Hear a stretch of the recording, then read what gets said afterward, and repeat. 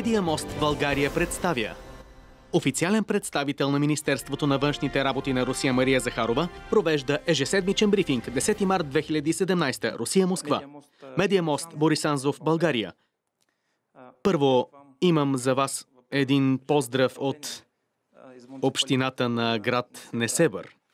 Те ме упълномощиха като народен дипломат да ви честитя празника 8 март. Благодаря ви. Както и на всички жени в Русия и държавите от бившия Съветски съюз. Имам един малък подарък от името на кмета на града. Един малък подарък за всички жени в Русия няма да стигне.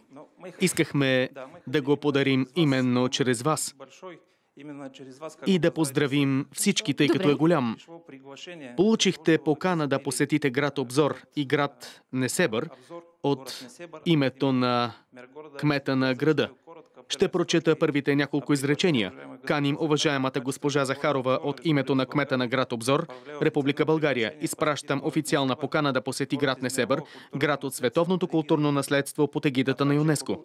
А също така курортен комплекс Слънчев бряг, една от перлите на българското Черноморие и град Обзор. Кмет на град Обзор Христо Янев. Ще има ли танци? Надявам се, че ще има. Ето го и подаръка. Този подарък. Благодаря. Много ви благодаря. Букетът е направен с цветовете на българския трибагреник. И той е от всички признателни българи. Но това не е всичко.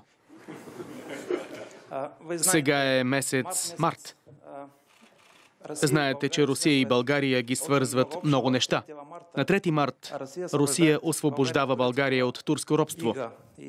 Исках да кажа, че на 3 март поднесохме венци пред паметника на героите на град Плевен. И българският посланник господин Бойко Коцев каза, че България и Русия ги свързва общ генетичен код. Президентът на България също на 3 март каза, че пред паметника на царя Освободител, простете ми, малко се вълнувам, българският президент Румен Радев каза, че сега трябва да имаме силни корени, за да не ни издуха вятъра.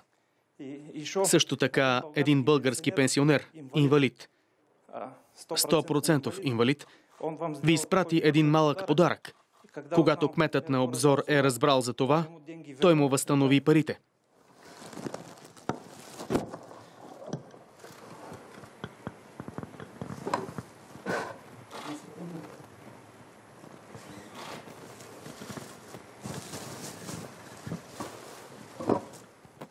Това е национална българска носия.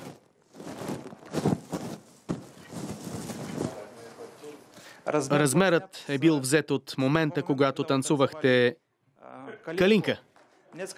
Няколко български дизайнери са гледали този клип. И тук е изписано вашето име. Мария Захарова. Много ви благодаря. Просто исках да го пробвате. Благодаря ви. Благодаря. Обещавам ви, че ще пробвам тази носия. Ще се снимам и задължително ще ви представя снимката. А това е за вашата дъщеря. Много ви благодаря.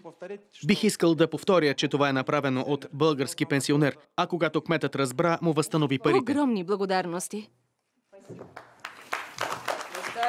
Просълзихте ме. Много ви благодаря.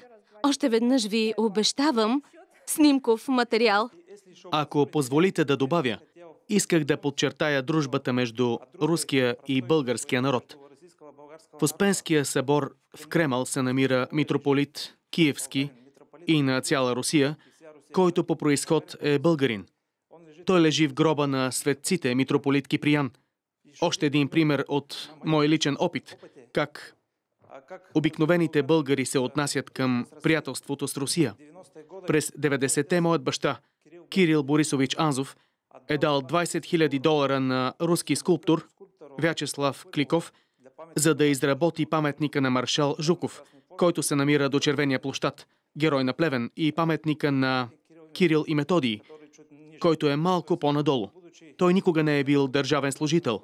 Направил е това от признателност на България към Русия.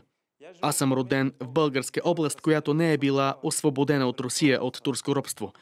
Това е една македонска част. Наричат ни още македонци. Ние сами сме си отвоювали свободата. Русия не ни е освобождавала. Исках да дам още един пример. През 90-те години баща ми е бил пребит в апартамента си от руски пияни милиционери, а после ни ограбиха. Мен лично са ме депортирали от Русия 2 пъти. 6 пъти са ме арестували. Това е от 90-те години насам. И 3 пъти са ме пребивали. Един път се случи във влака Подолск-Москва. Пак имаше една проверка. И ми казаха, че нямам права и че ще си отстоявам правата в България. Също така в Краснодар баща ми са го събличали гол в милицията. И въпреки всичко ми се падна честа да ви поздравя вас и да ви кажа колко силно сме признателни на Русия. Благодаря ви. Благодаря. Вие сте под нашата персонална защита. Бъдете сигурни. Много ви благодаря. Довиждане и до нови срещи. Имате снимков отчет от мен. Спонсор на екранизацията – Корона Боулинг център, Благоевград, България. Аз разбирам света единствено като поле за културно съревнование между народите. Гоце Делчев, български революционер. Апарт хотел Аквамарин, град Обзор, на първа линия, ви очаква през новия туристически сезон 2017 година.